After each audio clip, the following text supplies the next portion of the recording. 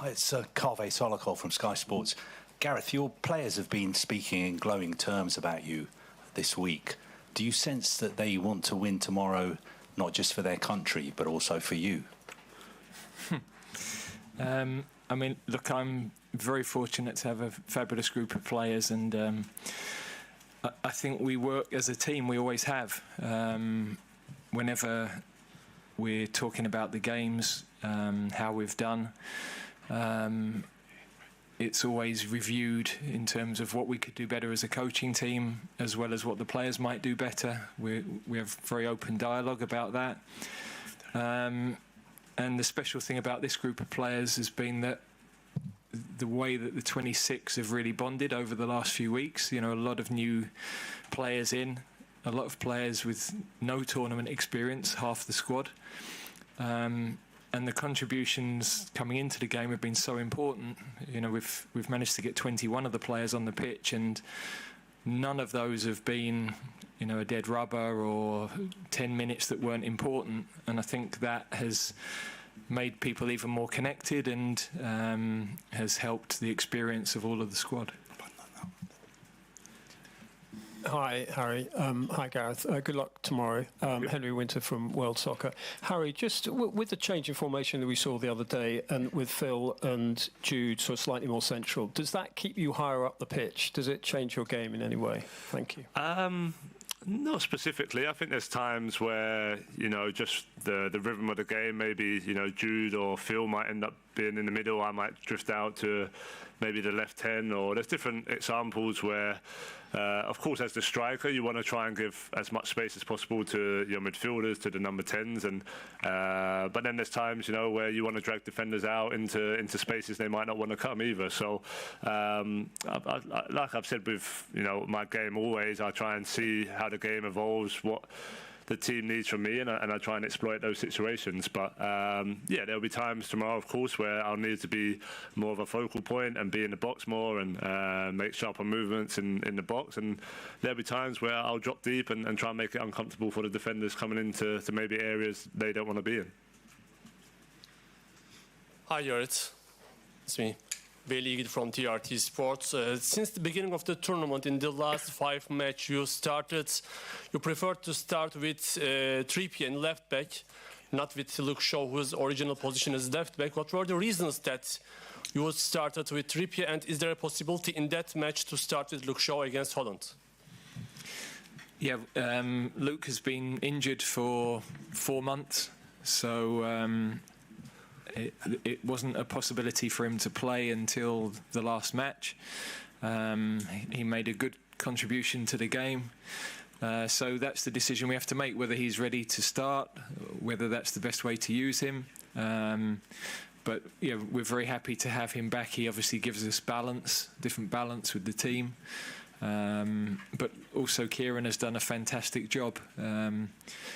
He's played in so many important nights for us. You know, we've had a lot of big nights over the last 7 or 8 years, and he's been so important in those occasions, but also around the squad, how he is with the rest of the players and the staff. So we're very fortunate to have players like him in our squad. Hi, Noah Vala, Dutch television. Question to Harry. As a striker yourself, how do you look at the Dutch strikers, Memphis and Wout Weghorst as well? Yeah, obviously they're two totally different strikers. Obviously, whoever plays, or if they both play tomorrow, they both bring something different to the Dutch team. So yeah, from our point of view, you know, we'll always analyse, you know, the other team and where they can hurt us and where we need to be careful. And yeah, they're two really good strikers. They're playing at a high level, and of course, being in the semi-final of European Championships means they're doing something well. So yeah, we hopefully will keep them quiet tomorrow, but it'll be a difficult task for sure. But yeah, we're focused on what we can do to hurt them as well, and yeah, that's what we've been preparing for. Nathaniel Ziegler, Sport 1, Israel. Ari, after Slovakia, Jude talked about the big pressure from the crowd and from the media. How do you deal with it? And if the players speak about it in the dressing room, about the big pressure? No, I don't think we really speak about it in the dressing room. I think, definitely the ones who have had more experience in tournaments, know what it's like to play for England in major tournaments. And of course, as we've been doing better and getting better in the tournaments, the expectation gets higher, and that's been no different. So I think people will use it in different ways. Some will use it as motivation to up their game and up their level. Some will just block it out and just focus on what they need to do. So everyone's different in that sense. From a team point of view, we know what we're trying to achieve. We set out from the start what we've been trying to achieve, and we're close to doing that. We have a really important game tomorrow night, a really tough game which we need to be ready for, and we've prepared for that. So from our point of view, nothing changes. Hi, it's a question for Gareth. Gareth, it's Mike Keegan from the Daily Mail. Just wondered if you were aware of the well-publicised background of the referee for the game tomorrow night and the issues with Jude a couple of years ago, whether that caused you any concerns and whether it was anything that you've spoken to Jude about ahead of the game? No. I think everybody knows how I deal with referees, with complete respect for every referee. I know the two guys at UEFA, Roberto and Bjorn, who've been running the referees programme, and I think they appreciate the respect we've shown as a team to officials over 8 years. I think there's a right way to conduct yourself towards officials. I think that's very important for the image of the game. So, no, I'm not concerned about who the referee is. He will be at a very high standard because that's the way that UEFA make those decisions and the way they monitor the games that are played during the tournament. So, for me, it's not even a consideration. Hello, Harry. Dani Quintana for Diario La Squadra from Spain. What do you think about one team like Spain and young players like Lamine Yamal and Nico Williams for a possible final? Yeah, obviously, Spain have had a fantastic tournament. They look like their players are playing with a lot of freedom, and a lot of young players who are just, going out there and enjoying the occasion and getting on the ball. But, Spain have been a top team for many years now, so it's no surprise that they're in a semi-final. They've obviously got a tough game tonight, which I'm sure will be a good one to watch. But fantastic players. As we're in the final four of this European Championship now. Every team is going to have a really good squad. And Spain are no different to France, us, or Holland when we play tomorrow.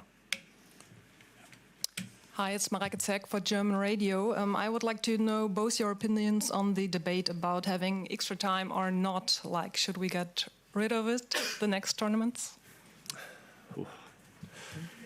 Yeah, that's not really for me to. You have to run around. I don't. I know. Yeah.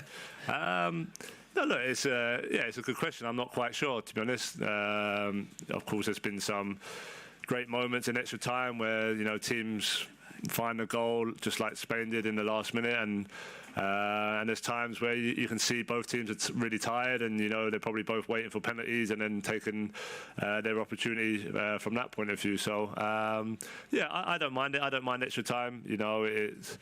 It always feels amazing when you come through it, and whether that's the end of extra time or penalties, you really give everything that you've got in those moments. So there's something special about coming through those moments and building that togetherness from that. But ultimately, it's not in my hands. So I'm sure whoever makes those decisions will make the right one. Question from the very back. Hi, Gareth. Carl Matchett from The Independent. You spoke after the Switzerland game about several players being very much exhausted, and Harry was basically out on his feet when he came off, and Jude before penalties as well. You only made one sub against Slovakia before the 84th minute and none against Switzerland before the 78th. So just wondering if that is either a concern for you or part of your plan for those both games and going forward as well. Obviously, you didn't make the 6th extra time sub either. Yeah, I think there are different reasons for making changes. We were happy with the way the team were playing in a couple of those games. There was a game we made a substitution at half-time, so we don't have a preconditioned way of operating. You're always looking at the physical freshness of the team, the balance of the team, how the team are performing individually. whether changes are actually going to improve what we're doing or not. So they're the assessments that you're always making. Clearly now, it's a strange thing, in the biggest games you get less time to prepare, less time to recover, so you would assume the biggest matches you have the best preparation, but we haven't really been able to get on the training pitch. You're just walking through things or covering things in meetings, so there is a different physical aspect now, but all of the players are going into this game in good condition, recovered well. Over the next 24 hours, we keep assessing people, and the game will take us in a certain direction tomorrow that will make those decisions for us. Hello, this is Eric from NRK Norway. Question to Gareth. Marcelo Bielsa said that football is becoming less attractive and that players who deserve to be watched will be less because football will benefit the business. What is your opinion on that? It's difficult for me to say because I don't know the context to his comments.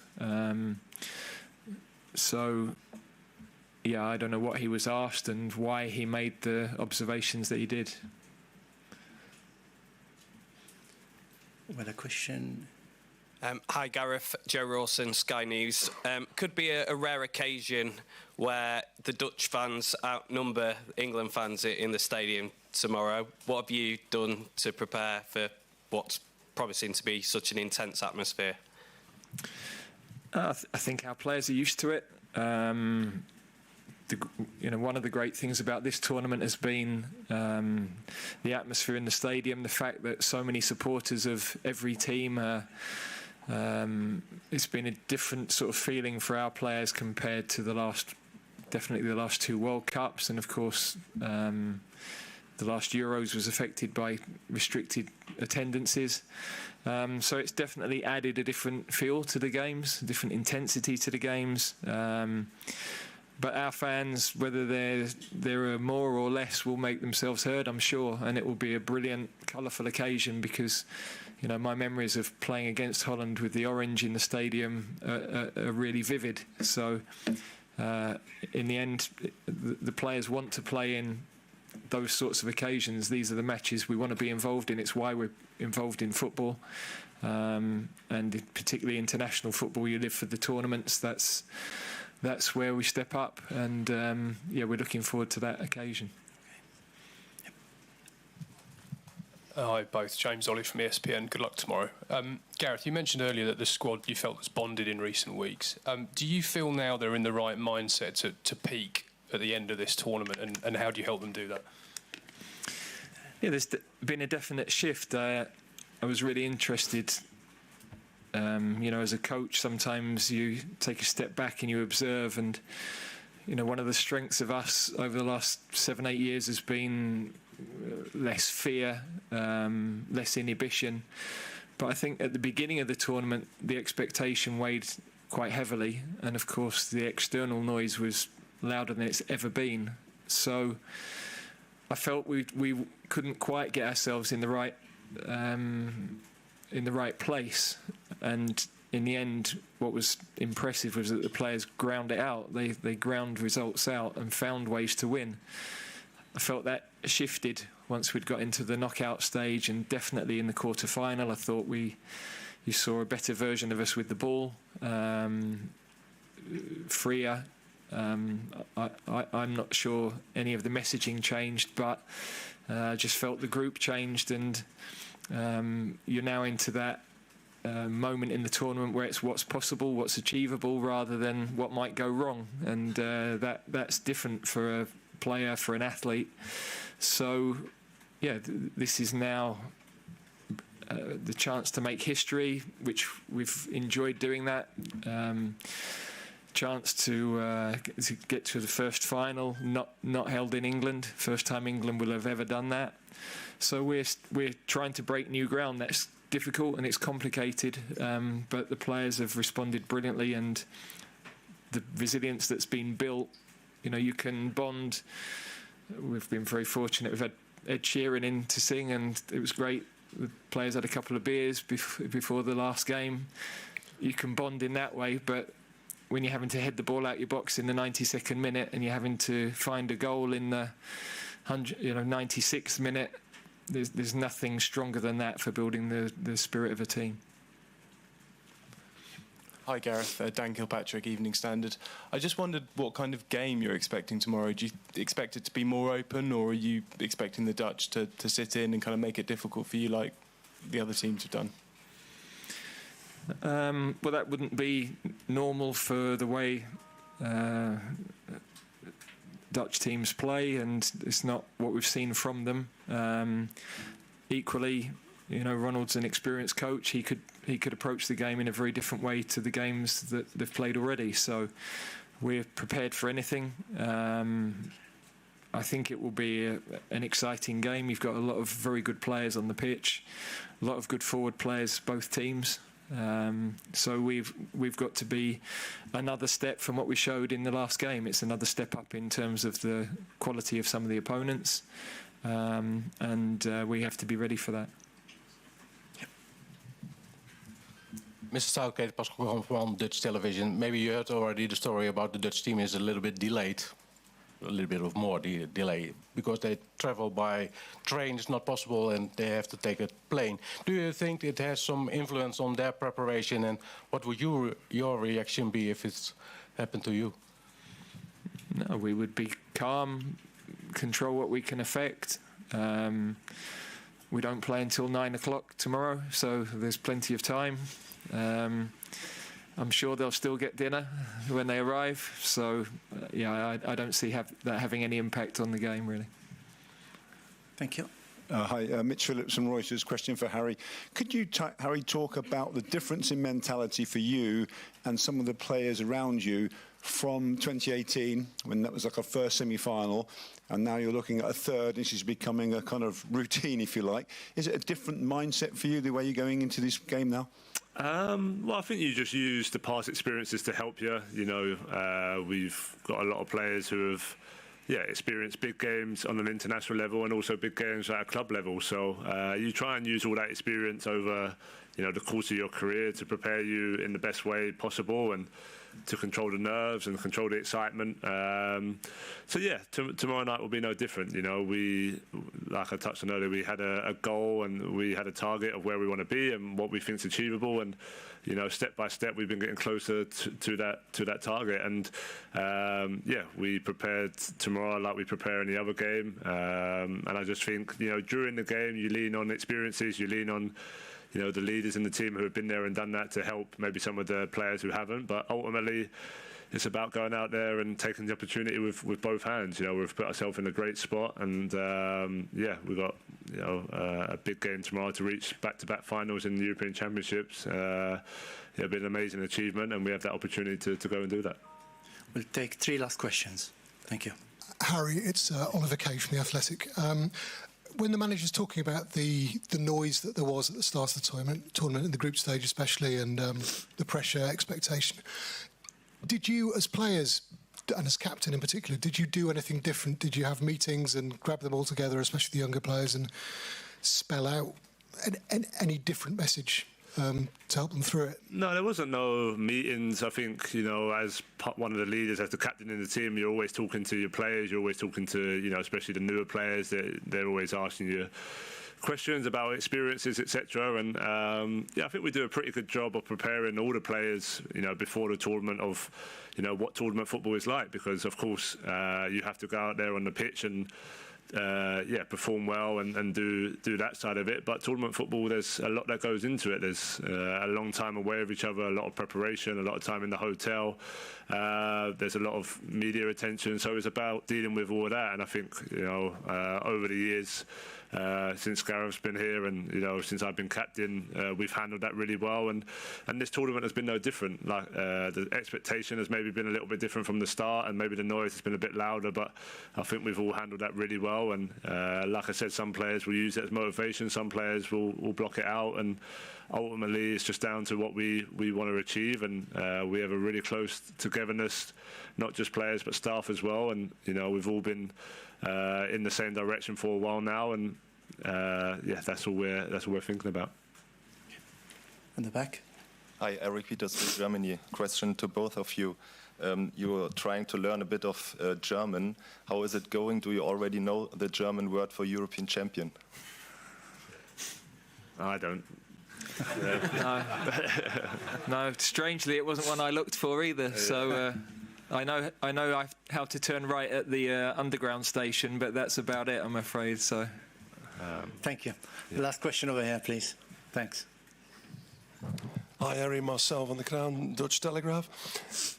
What kind of battles have you had over the years with Virgil van Dijk?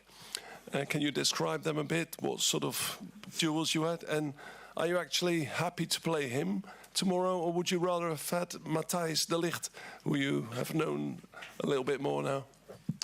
Yeah, no, of course, Mata has been a teammate of mine now for the last year. Fantastic player, fantastic guy. Obviously, I'm not sure if he's going to start tomorrow or not, but if he does, we've had a lot of battles in training, so I'm sure tomorrow will be no different. And in terms of Virgil, we've had some really good battles over the year, from when he was at Southampton, at Liverpool.